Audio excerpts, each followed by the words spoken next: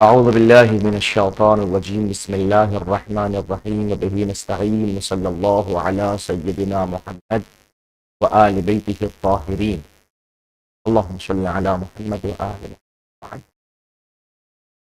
عن امام علی علیہ الصلاۃ والسلام مولا متقیان حضرت علی ابن ابی طالب ارشاد فرماتے ہیں طلبت القدر والمنزلہ فما وجدت الا بالعلم. مولا فرماتے ہیں کہ میں نے قدر کو طلب کیا، مرتبے کو طلب کیا، میں نے منزلت کو چاہا، میں نے چاہا کہ میں اللہ کی بارگاہ میں بلند و بالا شان حاصل کروں، میں اس کی بارگاہ کے اندر مقرب بنوں، میں اس کی بارگاہ کے اندر. ظاہر کہ جملے ایسے نہیں ہے کہ مولا متقیان ان جملوں کو ادا فرما کر ہمیں بتانا چاہتے ہیں کہ یہ میں نے جو کچھ حاصل ہوا ہے اس کی وجہ یہ ہے. نہیں، در حقیقت ہمارے لیے بہترین رہبر، بہترین قائد، بہترین امام اگر کوئی ہے تو مولا متقی. فرماتے ہیں کہ میں نے قدر و منزلت کو حاصل کیا تو کہاں سے حاصل کیا؟ الا بالعلم فما وجدت الا بالعلم. میں نے نہیں پایا مگر ہاں منزلت ملی تو علم کے ساتھ، قدر ملی تو علم کے ساتھ.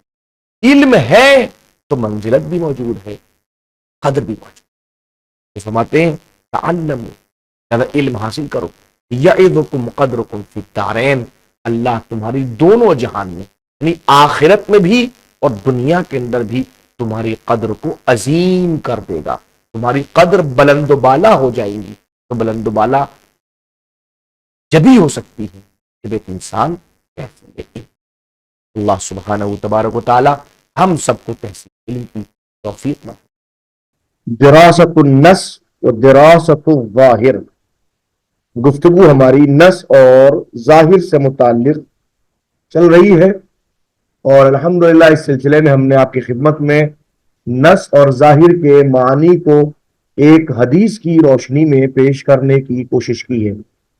امید ہے کہ یہ نص اور ظاہر کے مکمل معنی آپ تمام حضرات کے ذہن میں مکمل طور پہ ہوں گے.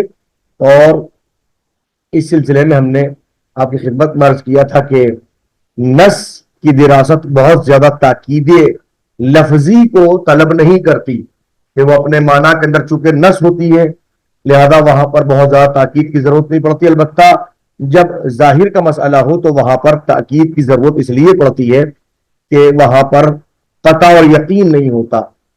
قطع اور یقین جو ہے وہ نص کے اندر پایا جاتا ہے اور قطع جو ہے وہ حجت ہے. آج آپ کی خدمت میں مثال پیش کی جا رہی ہے. مثالہ الاول من القرآن الکریم، پہلے قرآن کریم کی مثال، یعنی کہ اب ہم جب نص اور ظاہر سے متعلق بات کریں گے تو وہ آپ کی خدمت میں یہاں پر پہلے قرآن مجید پھر حدیث شریف کو پیش کیا جائے گا. اور ظاہر ہے کہ یہاں پر اگر آپ جسے میں نے کل آپ کی خدمت میں الا ومن کنت مولا فعلی مولا یا فہذا علی مولا پیش کیا تھا، آج نص کے اعتبار سے آیہ قرآنی سامنے آ رہی ہے تو یہاں مکمل طور پہ وضاحت اس کی ہو جائے گی. مثالہ من القرآن الکریم، قرآن کریم میں مثال والذین یرمون المحصنات ثم لم یأتوا بأربعة شہداء فاجلدوهم 80 جلدہ ولا تقبلوا لهم شہادة ابدا وَأُولَئِكَ هُمُ الْفَاسِقُونَ.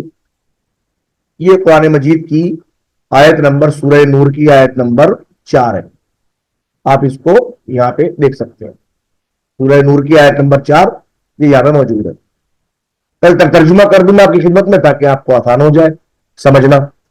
والذین، اور وہ لوگ، کچھ لوگوں کا تذکرہ ہے. یرمون، رمی کے معنی پھینکنے کے ہوتے ہیں. یرمون المحصنات، جو پاک دامن خواتین کے اوپر اپنی باتیں پھینکتے ہیں، یعنی الزامات لگاتے ہیں، کسی بھی قسم کو الزام لگاتے ہیں. یعنی محصنات کے اوپر پاک دامن خواتین ہیں، پاک دامن خواتین کے اوپر انہوں نے کچھ بھی الزام لگایا، غلط الزام لگایا. کہ ثم، پھر لم یأتوا بأربعة شہداء، جو انہوں نے الزام لگایا ہے، بہتان باندھا ہے پاک دامن خواتین کے اوپر، اس کے اوپر وہ کم سے کم 4 گواہ لے کے نہیں آتے. ظاہر اگر کسی پاک دامن خاتون کے اوپر کوئی الزام لگایا جا رہا ہے تو قرآن کہہ رہا ہے اس کے لیے 4 گواہوں کا ہونا ضروری ہے، اور وہ ہے کہ 4 گواہ لے کے نہیں آتے. اب کیا کرنا ہے؟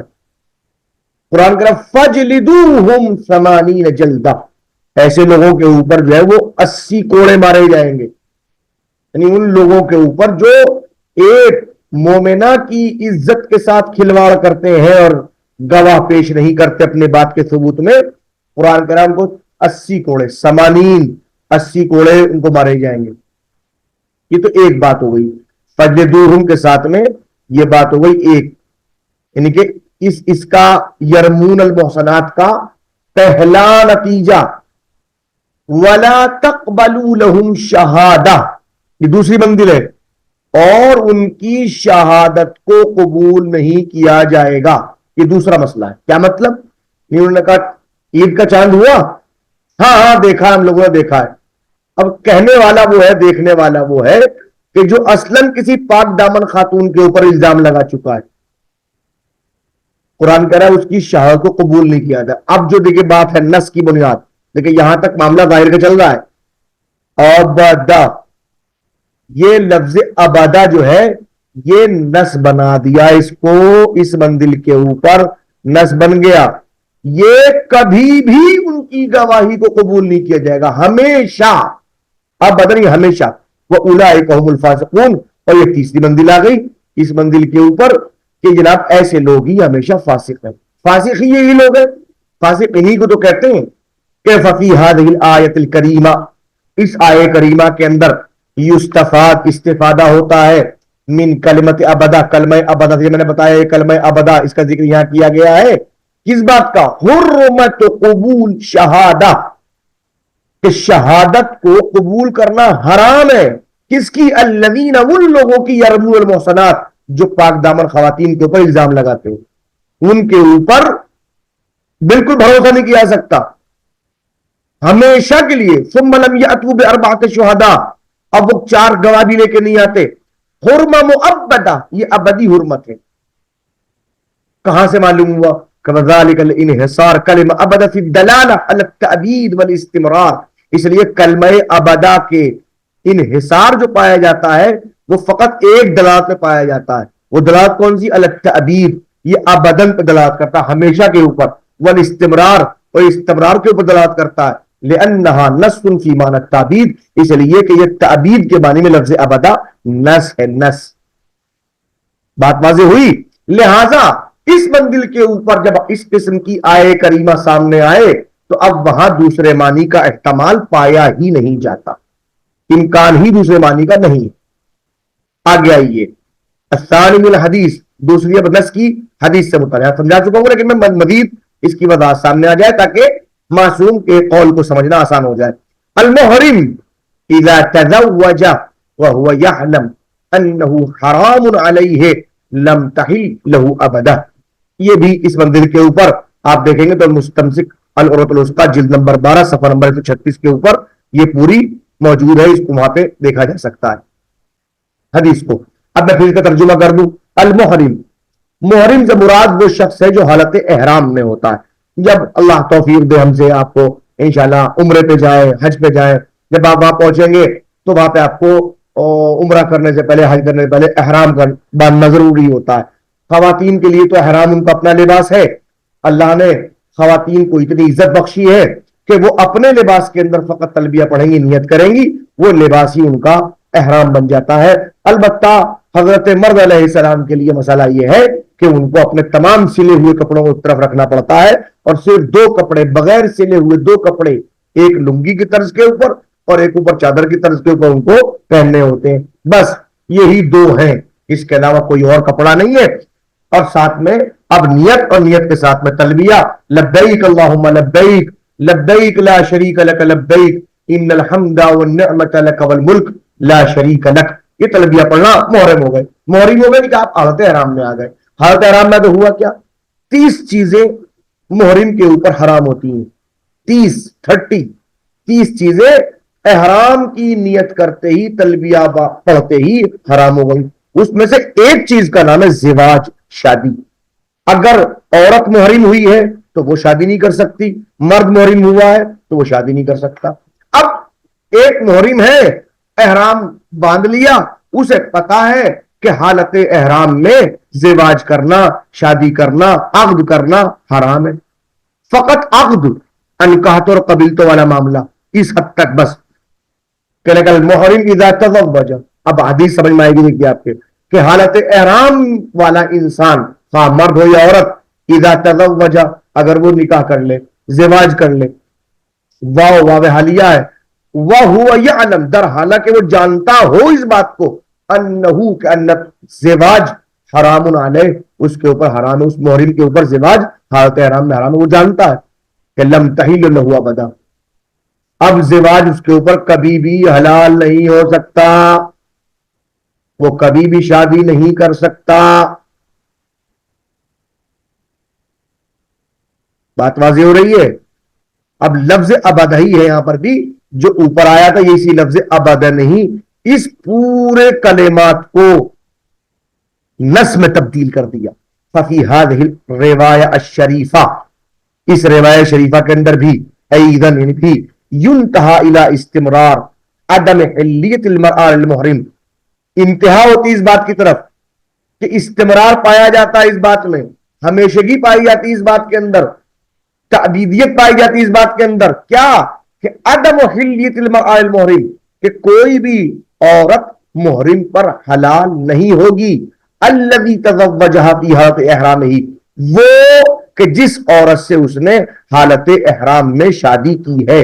یعنی اب ظاہر ایسا نہیں ہے کہ وہ شادی کبھی نہیں کر سکتا اس عورت سے, یعنی اگر کوئی محرم کسی ایک خاتون کے ساتھ حالت احرام میں جانتے بوجھتے ہوئے شادی کر دے تو اب وہ عورت اس مرد کے اوپر, محرم کے اوپر ہمیشہ حرام ہو گئی.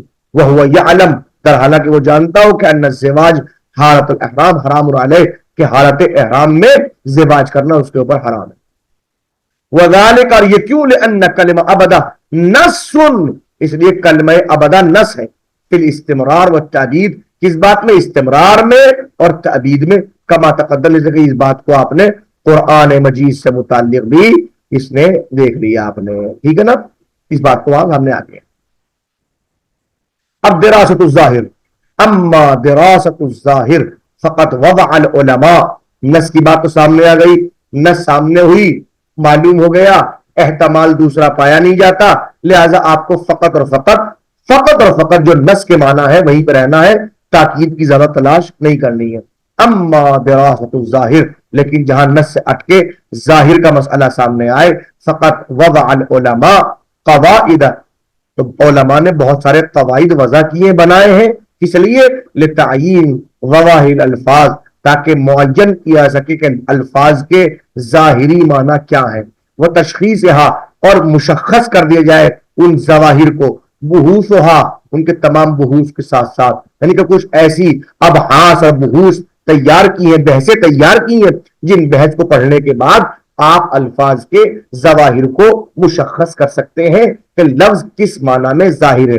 ظاہر کا مطلب یہ ہے کہ معنی تو کئی ایک ہیں, مگر ایک میں زیادہ روشن ہے, دوسرے میں کم روشن ہے. ضمن العناوین التالیہ, اور یہ جو بحوث ہیں, یہ جتنی بحوث کا ذکر کیا گیا ہے, یہ مختلف عناوین کے ضمن میں آتی ہیں. نمبر 1 اوامر, نمبر 2 نواہی, نمبر 3 مفاہیم, نمبر 4 عام اور خاص, نمبر 5 مطلق اور مقید. یعنی اس کا مطلب یہ کہ 5 بحثوں کو پڑھنا ضروری ہے. جب یہ 5 بحثیں سمجھ میں آ جائیں گی تو اس کے بعد دراست الظاہر کو سمجھنا ہمارے لیے آسان ہو جائے گا. میں سمجھتا ہوں بات واضح ہو رہی ہوگی. اب طریقہ العامہ, ایک عام طریقہ اس سلسلے میں کیا ہو سکتا ہے, کہ وہ طریقۃ العامہ لاستفاد الحکم من ظواہر قرآن والحدیث ہی. اب ان ابحاث سے پہلے آپ کی خدمت میں ایک عام قاعدہ اور ایک عام قانون پیش کر رہے ہیں. کہہ رہے ہیں کہ قرآن مجید کے ظواہر سے, حدیث کے ظواہر سے حکم کے استفادے کے لیے ایک عام قاعدہ ہے, وہ یہ ہے جو بیان کر رہے ہیں. آپ اس عام قاعدے کو دماغ میں رکھیے, انشاءاللہ العزیز آپ بہت جلدی قرآن مجید کے ظواہر اور حدیث کے ظواہر کو سمجھ سکتے ہیں اور اس سے حکم کا استنباط اور استخراج اور استفادہ کر سکتے ہیں. الاول, پہلی منزل پہ, ان یتعقد، پہلی بات ہے کہ انسان تاکید حاصل کر لے، مؤکد ہو جائے اس منزل کے اوپر، اس کو مکمل طور پہ تاکید کر لے. کس بات کی؟ من ظہور اللفظ فی المعنی. پہلی بات یہ کہ وہ یہ بات کر لے کہ لفظ جو ہے کس معنی میں ظاہر ہو رہا ہے، اس کی تاکید حاصل کرے. اب یہ کیسے تاکید حاصل ہوگی؟ وذالک، اور یہ تاکید جو موجود ہے کیسے ہوگی؟ یہ ایسے ہوگی لتطبق علیہ قاعدہ الظہور، کہ وہ قاعدہ ظہور کو اس پر منطبق کرے گا، اپلائی کرے گا. اب یہ قاعدہ ظہور کیا ہے؟ وہی قاعدہ ظہور، یہ ہیا کہ پلٹے قاعدے کی طرف. یہ قاعدہ کیا؟ کل ظاہر حجہ، ہر ظاہر حجت ہے. اس قاعدہ ظہور کو منطبق کریں گے آپ، اور یہ کنفرم کر لیں گے کہ ہاں اس لفظ کو اس معنی میں ظاہر کیا جا رہا ہے. التی ثبتت حجیتها بالبداہا، اور اس قاعدے کی، یہ التی کی ضمیر پلٹ رہی ہے اسی قاعدے کی طرف، اس قاعدے کی حجیت ثابت ہو چکی بداہتن. جناب یہ کب ثابت ہوا؟ ہم نے تو نہیں پڑھا، کر لیجیے، ہر بات پڑھنا تھوڑا ضروری ہے. لقیام بناء العقلاء، اس لیے کہ عقلاء کا طریقہ ہی یہی ہے. وہ سیرتہم الاجتماعیہ، اور عقلاء کی اجتماعی سیرت کا بھی طریقہ ہی ہے. عقلاء کا کام یہی ہے. عقل مند ایسی تو کرتے ہیں، کیا کرتے ہیں؟ علی الاخذ بالظواہر، کہ وہ ہمیشہ ظواہر کو اخذ کرتے ہیں. ظواہر سے جو معنی میں بول رہا ہوں، جو الفاظ استعمال کر رہا ہوں، اس سے جو معنی آپ کے ذہن میں آ رہے ہیں، جو معنی ظاہر ہو رہے ہیں، وہی معنی مراد لیتے ہیں. میں نے کہا دیکھو شیر آ گیا، ذہن میں کیا آیا؟ جنگل والا شیر یا مرد شجاع شیر؟ سامنے کی بات ہے، جنگل والا شیر دماغ میں آئے گا. فوراً آپ تلاش کریں گے شیر کو، جو چیر پھاڑ کرنے والا جانور ہے، جو جنگل میں رہنے والا جانور ہے، جو ایک وحشی جانور ہے، جو درندہ جانور ہے. ذہن میں کہاں آیا؟ عقلاء کی سیرت ہے، اجتماع کی، ہمارے پورے سماج کا طریقہ یہی ہے کہ جو لفظ بولا جاتا ہے اس سے جو معنی ظاہر ہوتے ہیں اسی کو لیتے ہیں. فی مجال التفاہم، چاہے تفاہم کا معاملہ ہو، ایک دوسرے کو بات سمجھانے کا مسئلہ ہو. والمحاضرات، یہ جب بھی گفتگو کرتے ہیں، حوارات ہوتی ہے، میں نے آپ سے گفتگو، آپ نے مجھ سے گفتگو، ہم سب نے ملی کسی اور سے گفتگو، تو جو ہم زبان استعمال کر رہے ہیں اسی کے جو معانی سامنے آتے ہیں اسی کو ہم اخذ کرتے ہیں، اسی کو ہم لیتے ہیں. والشارع المقدس، اب یہ اہم جملہ ہے، اور شارع مقدس بھی، یعنی کہ اللہ سبحانہ و تبارک و تعالی، یا یہ کہ معصوم، احد العقلاء، عقلاء میں سے ایک، بل سیدہم، ارے نہیں، عقلاء میں سے ایک نہیں بلکہ عقلاء کے سید و سردار ہیں.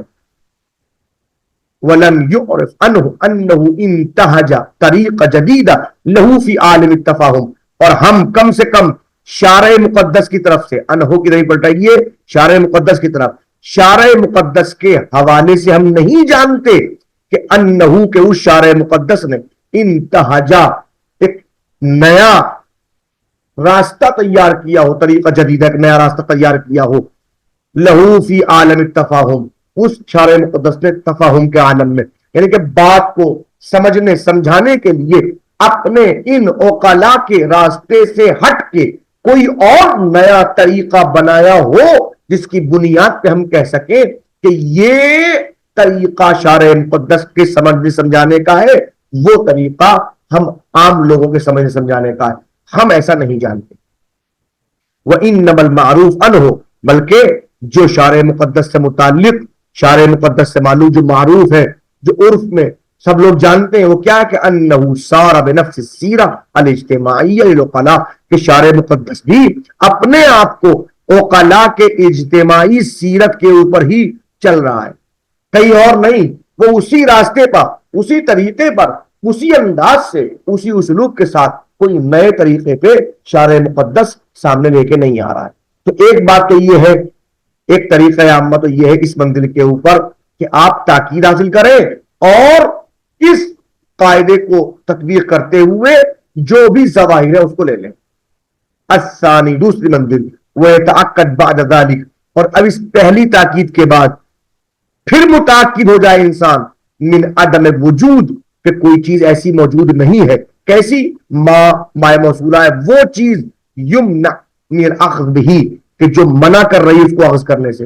فرض کیجئے ہم نے آپ کی خدمت میں کہا فوراً رأیت الاسد فی الحمام، ہم نے شیر دیکھا فی الحمام، حمام میں. تو یہ فی الحمام قرینہ آ گیا، ایسا قرینہ جو اخذ کرنے سے روک رہا ہے اس معنی مراد کو جو ہمارے ذہن میں آ رہا ہے. لفظ اسد شیر دماغ میں آیا وحشی جانور، لیکن فی الحمام نے آ کے اس قرینے نے آ کے منع کر دیا خبردار ذہن میں وحشی درندے کو لے کے نہ آنا، حمام میں اس کا کیا کام ہوگا. مراد یہاں پہ یہ کہ ایسا مرد شجاع ہم نے دیکھا جو حمام میں نہا رہا تھا. فرض کیجئے تو یہاں پر ایک قرینہ موجود ہے کہ جو منع کر رہا ہے ظاہر معنی کو اخذ کرنے سے. تو کہے وہ تعقد بعد ذالک، اس کے بعد تاکید کرے من عدم وجود کہ کوئی ایسی چیز موجود نہیں ہے، ما ہر وہ چیز یمنع جو منع کر رہا ہے الاخذ بہی اس کو اخذ کرنے سے، والعمل علی وفقہ اور عمل کرنے کے علی وفق ما یعنی کہ اس کے کہ جو موجود ہے وہ ایسا قرینہ کہ جو منع کر رہا ہے کہ آپ اس کے مطابق نہیں کر سکتے بلکہ عمل اس کے مطابق کریں گے جو قرینہ موجود ہے. دو باتیں سامنے آئی، یہ دوسری بات سامنے، یہ نمبر 1 تھا اور یہ نمبر 2 ہو گیا سامنے. اب نمبر 3 فَيُنْتَهَا إِلَىٰ تَحْصِيلِ حُکْم وَهُوَ مَعْنَى الظَّاہِر، اس منزل کے اوپر آخر میں انتہا ہوگی کہ انسان حکم کو حاصل کر لے گا، اور حکم کیا ہوگا؟ وَهُوَ الْمَعْنَى الظَّاهِر، وہ ہوگا اس لفظ کے معنی ظاہری، جو لفظ کا ظاہری معنی ہے اس کے اوپر انشاءاللہ انسان عمل کرے گا. كما سيتضح هذا اکثر عند استعراضنا قواعد تعیین الظواہر فيما یاتی. اور انشاءاللہ اگر اب بھی بات آپ کی سمجھ میں نہ آئی ہو تو تھوڑا سا انتظار کیجئے. فانتظروا ان معکم من المنتظرین، ہم بھی انتظار کرنے والوں میں سے ہیں، تھوڑا سا انتظار کیجئے.